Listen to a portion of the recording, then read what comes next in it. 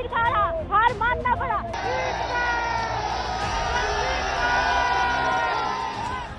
झुकती है दुनिया, झुकाने वाला चाहिए। नीट यूजी पेपर लीक विवाद। केंद्रीय शिक्षा मंत्री धर्मेंद्र प्रधान के इस्तीफे के बाद कॉकरोच जनता पार्टी के फाउंडर अभिजीत दीपके का बड़ा बयान सोशल मीडिया पर ट्रेंड कर रहा है। छात्र संगठनों और विपक्ष में जश्न का माहौल है कि उन्होंने मोदी सरकार को घुटने पर ला दिया। लेकिन सबसे बड़ा सवाल ये उठता है कि क्या वाकई इस विरोध प्रदर्शन ने पीएम नरेंद्र मोदी के उस मजबूत स्ट्रॉन्ग मैन वाले एक्स को झुका दिया है, या फिर यह इस्तीफा किसी झुकाव का नतीजा नहीं बल्कि सरकार का एक बहुत बड़ा और सोचा समझा डैमेज कंट्रोल या पॉलिटिकल स्ट्रेटजी है। इस पूरे घटनाक्रम को समझने के लिए सरकार के फैसलों और रणनीतियों को 10 इंपॉर्टेंट पॉइंट्स के साथ समझेंगे। सबसे पहली जो चीज़ है, शुरुआती ढिलाई और अनदेखी। यानी कि 3 मई को परीक्षा के बाद जब लीकेज की खबरें आई तो एनटीए और अधिकारियों ने इसे स्थानीय गड़बड़ी मानकर टाल दिया। शुरुआती सुस्ती ने इस मुद्दे को बड़ा बना दिया। दूसरी, सुस्त सरकारी तंत्र, यानी कि छात्रों का भविष्य दांव पर था, लेकिन एनटीए की सुस्त कार्यशैली और जांच के नाम पर टाल मटोल ने अविश्वास को बढ़ा दिया।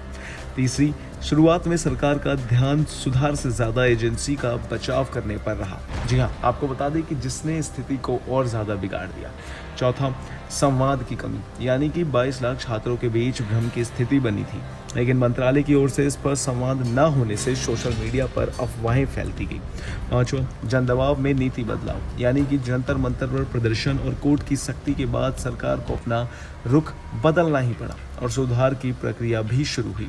छठा, समय पर लचीलापन, यानी कि फ्लेक्सिबिलिटी। मैं आपको बता दूं कि अपनी सख्त छवि के बावजूद सरकार ने फ्लेक्सिबिलिटी दिखाई और कमांड चैन की चूक को स्वीकार तक किया।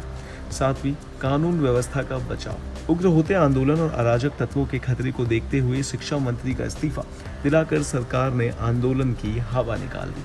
आठवां, जवाबदेही और गलती का स्वीकार, यानी कि सरकार ने परीक्षा रद्द, सीबीआई की जांच के आदेश दिए और मंत्री के इस्तीफे से साफ संदेश दिए कि वे सुधार के लिए तैयार किए गए हैं।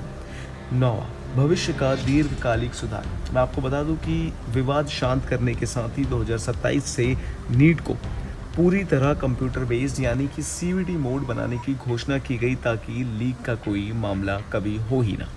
और आखिरी में, छवि और एजेंडा सर्वोपरि, यानी कि मोदी सरकार ने यह साफ कर दिया कि युवाओं के भरोसे और परीक्षा की साख से बढ़कर कोई भी मंत्र नहीं है। लेकिन इन सब के बीच में अगर मैं बात करूं कि ये सरेंडर था या स्ट्रैटेजी, विपक्ष भले ही इसे अपनी जीत बताकर जश्न मनाए, लेकिन इस सरकार का सरेंडर नहीं बल्कि एक सोची समझी स्ट्रैटेजी है।